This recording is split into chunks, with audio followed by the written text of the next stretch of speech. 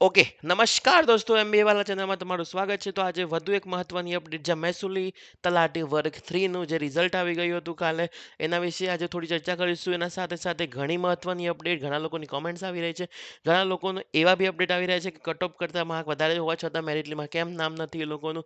આ બધી જ માહિતીનું આજે હું તમારો આન્સર આપીશ. એના સાથે સાથે જે લોકો, આ વિડીયો એના માટે છે કે જે લોકો પાસ બી નથી થયા, જે લોકો પાસ થયા છે એના માટે તો છે જ આ વિડીયો, પણ જે લોકો પાસ નથી થયા એના માટે બી મહત્વની અપડેટ મારી પાસે છે. તો તમારે લાસ્ટ સુધી આ વિડીયો જોવો જરૂરી છે દોસ્તો. તો મહત્વની અપડેટ હું ડેઈલી લઈને આવ્યો છું. હજુ સુધી સબસ્ક્રાઇબ નથી કરી MBA વાળાને, સબસ્ક્રાઇબ કરી દો. જલ્દીથી આપણે એક ઓવરવ્યૂ જોઈ લઈએ કે શું મેરિટ અટક્યું હતું. તો જનરલમાં 122ની આસપાસ મેરિટ અટક્યું હતું. કોમનમાં આપણે ઈડબ્લ્યુએસમાં જો 112, ઈડબ્લ્યુએસ એસસીબીસી 113, એસસીમાં 112 અને એસટીમાં 81. હવે તમે એ જોઈ શકો છો કે MBA વાળાએ જે પ્રેડિક્શન કર્યું હતું એ સચોટ છે કે નહીં. એના સાથે સાથે હું તમને બધું લાઈવ પ્રૂફ લઈને આવ્યો છું. તમે મારો વિડીયો પહેલાં જોયો હશે તો મેં આ એક પ્રેડિક્શન કરવામાં આવેલું છે જનરલ મેલ. તો 120 ને 125 વચ્ચેનું મેરિટ મારું પ્રેડિક્શન હતું.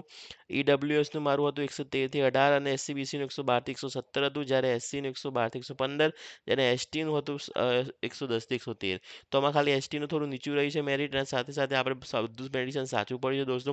તો જલ્દીથી લાઈક કરી દો. હજુ સુધી તમે લાઈક, શેર, સબસ્ક્રાઇબ નથી કરી મારી ચેનલને, સબસ્ક્રાઇબ કરી દો. અને આજે આપણે મહત્વની બે અપડેટ સાથે હું આવ્યો છું, જેમાં અગર તમે હજુ સુધી પાસ નથી થયા રેવન્યુ તલાટીમાં, તો એના માટે શું અપડેટ આવી રહી છે, અને જે લોકોને પાસ થઈને માર્ક્સમાં હજી મેરિટ સુધી નામ નથી આવ્યું તો શું કરવું જોઈએ. તો ઝડપથી આપણે એક મહત્વની અપડેટ એ લઈ લઈએ કે કટ ઓફમાં અગર તમારું નામ કરતાં વધારે માર્ક્સ છે કટ ઓફ કરતાં, તો બી તમારું નામ કેમ નથી આવ્યું. તો દોસ્તો એના માટે એક મહત્વની અપડેટ એ આવી રહી છે કે ઘણા મિત્રોનું અ, જે ગવર્મેન્ટે જે ફટાફટ રિઝલ્ટ આપવામાં આવ્યું છે તે લોકોને ઉપર નીચે થઈ શકે છે. તો આ માટે તે લોકોએ શું કરવું જોઈએ એની હું તમને એક માહિતી આપું. તો તમારે જઈને મંડે જઈને તમારે એક એપ્લિકેશન ફોર્મ આપવું જોઈએ કે જ્યાં તમારા માર્ક્સ પ્રોપર અંદાજિત માર્ક્સ સાથે એના સાથે એડ કરીને તમારે જે ખોટા પ્રશ્નોમાં એ લોકોએ જે લોકો રદ થયા હતા પ્રશ્નો, એના માર્ક્સ એડ કરીને એના સાથે સાથે પ્રોપર તમારું માર્ક્સ થવા જોઈએ દોસ્તો.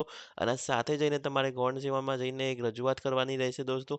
અને આ રજૂઆત પછી એ લોકો શું નિર્ણય લેશે એ આપણે આમાં લાઈવ હું તમને એક પ્રોપર એનાલિસિસ સાથે બતાવીશ દોસ્તો. ઘણા મિત્રોને એવો ઇસ્યુ આવી રહ્યો છે દોસ્તો. તો મૂંઝવણમાં ના રહેતા દોસ્તો, મંડે જઈને તમે આ રીતના આવેદનપત્ર આપી શકો છો, રજૂઆત કરી શકો છો. જે લોકો પાસ નથી થયા એના માટે શું, તો ઘણા મિત્રો હજુ સુધી નિરાશ થઈ રહ્યા છે કે જે લોકો પાસ નથી થયા. તો નિરાશ થવાની દોસ્તો જરૂર નથી. આમાં આ લોકોએ બસ 12,000થી આસપાસથી લોકોને સિલેક્ટ કર્યા છે. 5 ગણા લોકો સિલેક્ટ થવાના હતા. તો 2,90,000 લોકો જે એક્ઝામ આપી હતી, જેમાંથી 5 લાખ જે લોકો સિલેક્ટ કરાયા છે 5 ગણા, તો એમાં 12,000ની આસપાસ એ લોકો સિલેક્ટ થયા છે. તો કે બાકીના બધા લોકો નિરાશ થવાની જરૂર નથી. ઘણા લોકો 0.5 માટે બી રહી ગયા છે, ઘણા લોકો 1 માર્ક્સ માટે રહી ગયા છે, ઘણા લોકો તો 0.25 માર્ક્સ માટે બી રહી ગયા છે. મારી પાસે એવા ઘણી ડેટા છે જે લોકોની કોમેન્ટ્સ આવી રહી છે કે 0.25 માર્ક ઓછા થાય છે દોસ્તો. તો આવા ઘણા મિત્રો મળી રહે છે આપણને દોસ્તો. તો આ લોકો નિરાશ થવાની દોસ્તો જરૂર નથી. હજુ બી ગવર્મેન્ટની કોઈ ભરતી અટકી નથી અને નવી નવી ભરતીઓ ચાલુ જ રહેવાની છે. પોલીસની બી એક ન્યૂઝ મારી પાસે મહત્વની અપડેટ આવી રહી છે. જલ્દીથી એની બી અપડેટ હું તમને મારી ચેનલ પર લાઈવ કહીશ. અને એના સાથે સાથે તમને બી ખબર છે કે તલાટીની ભરતી, જુનિયર ક્લાર્કની ભરતી તો તૈયારીમાં જ છે દોસ્તો. STIની ભરતી બી તૈયારીમાં છે દોસ્તો. તો મહત્વની 4 એક ભરતી આવી રહી છે, જે મારી પાસે એક મહત્વની અપડેટ છે.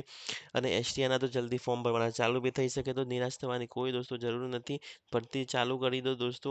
અને MBA વાળાને સબસ્ક્રાઇબ હજુ સુધી નથી કરી તો સબસ્ક્રાઇબ કરવાનું ભૂલતા નહીં દોસ્તો. કારણ કે અમારી સમક્ષ MBA વાળા છે લાઈવ અપડેટ લઈને આવી રહ્યું છે ફાસ્ટેસ્ટ ગ્રોઈંગ ચેનલ સાથે.